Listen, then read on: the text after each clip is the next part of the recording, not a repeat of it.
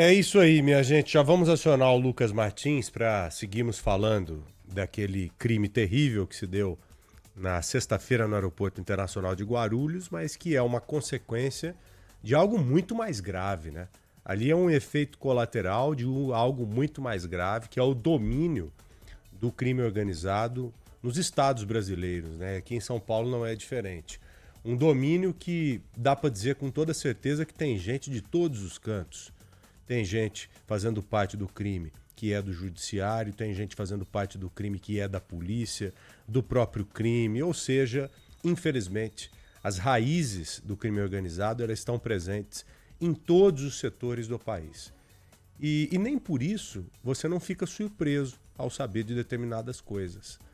Eu, quando recebo uma informação relacionada a uma corrupção envolvendo um agente público, um policial, eu não deixo de me surpreender, sabe? É aquela de você acreditar até o fim e você só se frustra com coisas que você acredita, né? E quando falamos de investigação envolvendo o crime organizado, você tem que estar preparado para qualquer coisa, inclusive para se surpreender negativamente falando. Pois é. Não é? Pois é. E a investigação ela está se aprofundando para tentar esclarecer o quanto antes o homicídio. Mas como eu disse a vocês, não só a morte do Vinícius Gritzbach, mas do Celso, motorista de aplicativo, principalmente.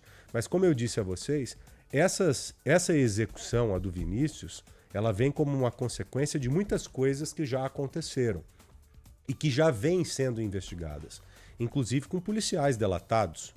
Policiais que foram colocados em uma delação premiada e que você há de convir comigo, quando você delata um policial ou um grupo de policiais que são corruptos, você tem que estar preparado para qualquer coisa. Então, e a gente até entrevistou aqui muitas pessoas na Rádio Bandeirantes, né, que falaram que a lista de inimigos contra o Vinícius Gritzbach é gigante, né? É. Então, poderia ser gente do PCC, poderia ser gente que está entre os delatados, poderiam ser comparsas que também atuavam nas criptomoedas com ele.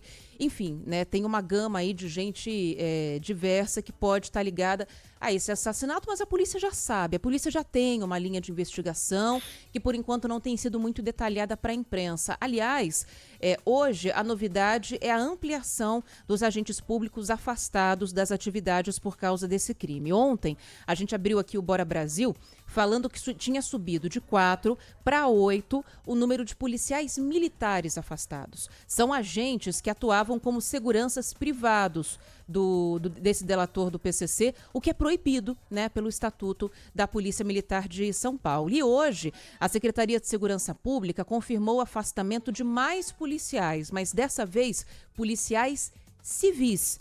Quantos? Não sabemos. Isso não foi confirmado oficialmente, pelo menos, pela Secretaria de Segurança Pública. E é sobre isso que o Lucas Martins vai conversar aqui com a gente. Tudo bem, Lucas? Boa tarde. Oi, Lucas. E é uma coisa, você expurgar esses caras é preservar os bons policiais. Eles ainda estão sendo investigados, né? Sim. Mas, enfim. Não, né? mas no final da investigação, você expurgar os condenados mesmo, expurgar os corruptos, é preservar os bons policiais. Claro, óbvio. Que fazem parte da maioria e é de interesse dos bons policiais que isso ocorra mesmo. E quando quando há uma suspeita tão grave como essa que a Ana acaba de reforçar aqui, ô Lucas, você tem que contar também, obrigatoriamente, com uma força externa, né? Não à toa a Polícia Federal também faz parte dessa investigação, né, Lucas? Boa tarde, querido. É isso aí. Boa tarde, Joel. Boa tarde, Ana. Foi divulgado hoje esse afastamento dos policiais. Não há um número de policiais, a gente tem acesso a algumas informações, mas de maneira oficial não há um número. O que a gente sabe? Que o Vinícius, 8 dias antes de morrer, teria apresentado, na realidade apresentou nomes à Corregedoria da Polícia Civil. Seriam 18 nomes. Esse número não está confirmado, nem que foram apresentados, de fato, 18, nem que são 18 os afastados. A gente sabe que a equipe que estava no DHPP na ocasião da prisão do Vinícius, boa parte dela, se não ela inteira, foi afastada. Hoje esses policiais estão espalhados em várias unidades policiais, na Baixada Santista, aqui na capital e também na região metropolitana. Então, esses policiais seriam aqueles afastados que estavam envolvidos na investigação inicial no DHPP sobre o assassinato de Anselmo Cara Preta e Antônio Sem Sangue. O crime foi em dezembro de 2021, a investigação começa no final daquele ano, começo de 2022. Então, seria esta a equipe a ser afastada nesse momento. Lembrando que essas denúncias que partem do Vinícius são denúncias de extorsão, denúncias de corrupção policial. Então, este afastamento, inicialmente, não tem uma relação direta com o assassinato, com o homicídio cometido no aeroporto de Cumbica. Esses policiais são acusados num primeiro momento, são investigados num primeiro momento por corrupção, por extorquir este empresário, que era a acusação que ele fazia, que ele apresentou à Corregedoria da Polícia Civil 8 dias antes de morrer.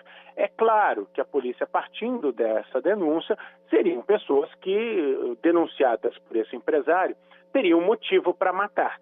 Não significa que foram eles, a polícia parte de um princípio e vai investigá-los, é claro, onde estavam, por que estavam, o que estavam fazendo, se houve comunicação, se estavam perto do aeroporto. É claro que isso vai ser investigado, mas é preciso que a gente deixe claro que neste primeiro momento, tanto o afastamento dos policiais militares, o afastamento é porque eles estavam exercendo uma função que é proibida e no caso, o bico, né? A gente sabe que eles fazem, que é preciso complementar o trabalho, mas não é permitido, e estavam fazendo isso para uma pessoa que tinha ligações com o PCC, acusado de lavagem de dinheiro, fazendo uma delação premiada. E no caso dos policiais civis, a acusação pela qual eles são afastados para uma investigação é uma acusação de extorsão, de corrupção policial. E é claro que todos eles vão ser investigados também por uma possível participação no assassinato, nesse homicídio que aconteceu no aeroporto de Cumbica, em Guarulhos. É isso, então... Pode ser uma nova etapa da investigação. Pode ser uma nova etapa, e só lembrando que eles foram citados nessa investigação, nessa delação, e eu sempre gosto de falar que delação, para ser aceita, né, pelo Ministério Público, para você firmar ali, não basta você chegar e falar, eu tenho aqui os nomes de fulano, beltrano e ciclano que estão envolvidos no crime, eu preciso apontar as provas, né? Então o delator tem que apresentar os nomes e as comprovações de que aquela informação são reais. Então, fotos, e-mails, ligações, depósitos bancários, o que quer que ele tenha ali na mão para mostrar que de fato a informação que ele está passando é verdadeira. E aí o acordo de delação é aceito. E esse acordo tinha sido aceito, né? Então essas provas, tudo isso já está em depoimentos, já está ali nas mãos do Ministério Público e da polícia, da cúpula da Polícia de Segurança de São Paulo para essa investigação ter andamento. A delação ela foi anulada, claro, porque o cara morreu, né? Não tem ninguém a ser beneficiado mais, o único seria ele. Mas as provas que você está falando aí com muita propriedade, elas serão mantidas. O processo está lá. Serão usadas. Ele está lá em andamento. E o Dr. Lincoln Gaquia revelou de ontem para hoje o seguinte, que tem muita coisa que ainda não foi noticiada, absolutamente, ninguém falou absolutamente nada a respeito, e que faz parte da investigação e que logo mais será divulgado. Ou seja, tem muita coisa para surgir ainda. Agora, parte do plano falhou. E nessa de falhar, acaba ajudando a polícia na investigação. Qual parte falhou? Ô Lucas, você sabe muito bem, né? Eles tinham a ideia, e é uma ideia natural, quando tratamos de crimes parecidos como esse, você apagar as provas, você prejudicar o máximo possível a investigação. Então a primeira atitude seria o quê? Colocar fogo no carro, meter fogo no carro utilizado. Utilizado pelos criminosos depois do ataque. Exato, eles não tiveram tempo por algum motivo. Que havia combustível, estava tudo pronto para eles meterem fogo no carro.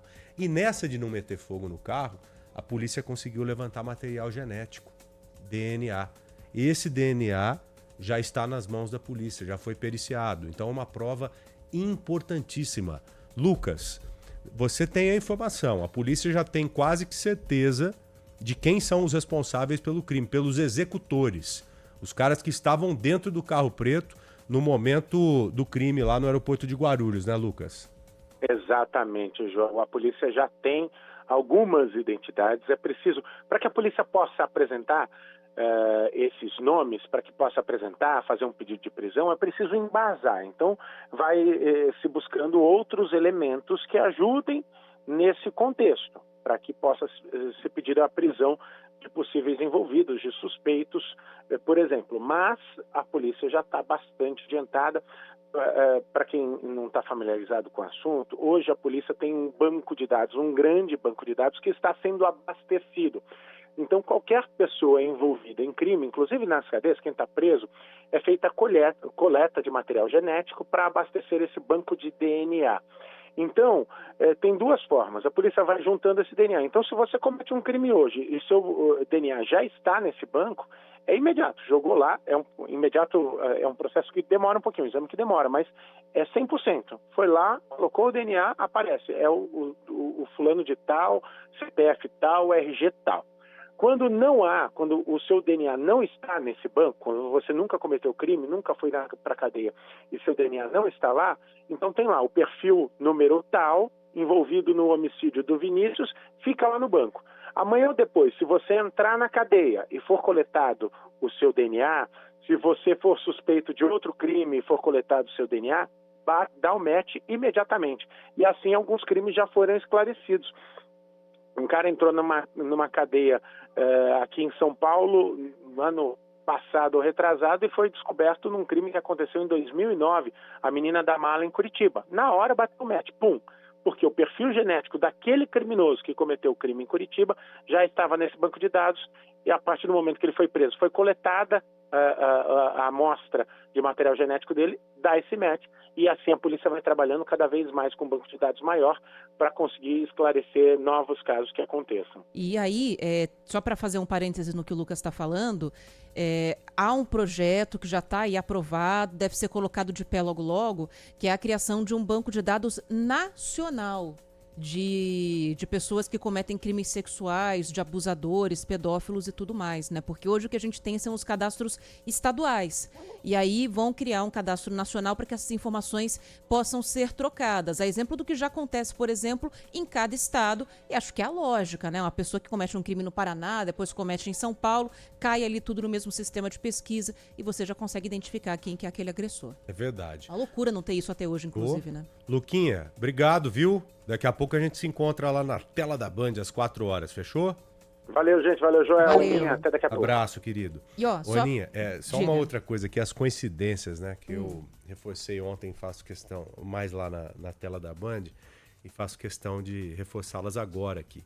As coincidências, entre aspas, envolvendo esse crime. O cara tá lá em Maceió, aí ele olha pra namorada e fala o seguinte: pô, tem um cara aqui, ó, o cara tá ali, aquele quiosque lá, parece um cara que tá me ameaçando, viu? Parece um sujeito que tá me ameaçando faz tempo. Ela, namorada, relatou isso à polícia. Então vamos lá, uma coincidência. A outra coincidência, ele recebe uma ligação de um cara de lá, falando: olha, eu tô te devendo a grana lá, e sei que você tá aqui, então tá na hora de eu te pagar. Quero te pagar parte dessa dívida. Ele se espanta e fala: pô, mas como que você sabe que eu tô aqui? Eu não te avisei, não avisei ninguém que viria pra cá, como é que você sabe? Olha só, a segunda coincidência. E a terceira, que também segue sendo investigada, o problema no carro lá, né? O problema na caminhonete, no posto, que impediu a ida dos outros 3 seguranças para aquele local. A polícia já sabe que o carro apresentou uma avaria mesmo, apresentou um problema, mas eu acredito que a polícia segue investigando para saber se aquele problema já confirmado ele foi provocado ou não. Profundo mesmo de mecânica para forjar alguma coisa ou criar algum tipo de problema um pouco mais grave que poderia passar despercebido. Então a investigação segue nesse sentido. São 3 coincidências que a polícia certamente não as comprou de bate-pronto. Não, e que com precisa certeza não. investigar mais. Inclusive, o que está desenhado hoje na cabeça dos investigadores é que tudo aquilo foi planejado, né, Joel? Tudo foi planejado. A entrega das joias, o fato dele ter desembarcado com aquelas joias. Existe a possibilidade de que tinha um olheiro no avião, né? Ele desembarcou com ele em Guarulhos e foi dando ali os passos para que os atiradores conseguissem alcançá-lo. E aí a gente tem mais 2 coisas aqui para falar só sobre esse assunto, né? A Polícia Civil de Alagoas vai investigar o que ele foi fazer lá. por que ele estava em Maceió. E o caminho dele lá. E o caminho dele lá. E ontem o governador Tarcísio de Freitas comentou esse caso também durante uma agenda pública e ele falou sobre o endurecimento da lei, como isso é necessário para combater o crime organizado. Não dá para membros de organização criminosas terem benefícios, ou acesso a determinados benefícios, como progressão de pena, ou até mesmo liberação em audiência de custódia, como se tivesse cometido um crime sem relevância. Está na hora de endurecer, de aumentar o custo do crime. E tem que ter um endurecimento de pena. Quem fala que isso não resolve, resolve. Porque o traficante, o membro de organização criminosa, o faccionado, não pode ter acesso a determinados benefícios. Tem que ter endurecimento. O tratamento que esses caras devem ter é o de terrorista, porque é isso que eles fazem, é terrorismo.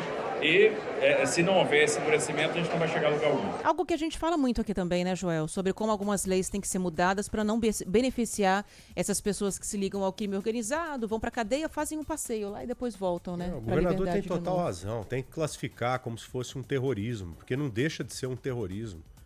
Esse atentado aí que matou ali o Vinícius e principalmente o Celso, o motorista de aplicativo, poderia ter matado tantas outras pessoas. Eu fiquei pasmo quando vi o Lucas Martins fazer um passeio lá no Terminal 2 e apontando as marcas de tiro. Cara, foi tiro pra todo lado, não foram só tiros pontuais.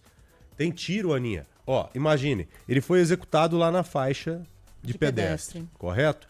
Aí, vamos entrar no aeroporto. Você vai imaginando daí e eu daqui. Você sai da faixa de pedestre e entra no aeroporto. Você passa pela primeira porta. Aquela porta automática, correto? Onde tem algumas coisinhas de café e tudo mais, para embalar a mala, aquele pedaço. Ali já tinha marcas, umas 3 pelo menos, umas 3 marcas de tiro. Aí você entra no aeroporto, vai até a outra porta lá na frente, que é a primeira porta do desembarque. Ali também tinha marca de tiro. Ô, louco! Sim, marca de tiro lá. Então você imagine quantas pessoas poderiam ter morrido além dos dois. Quantas pessoas?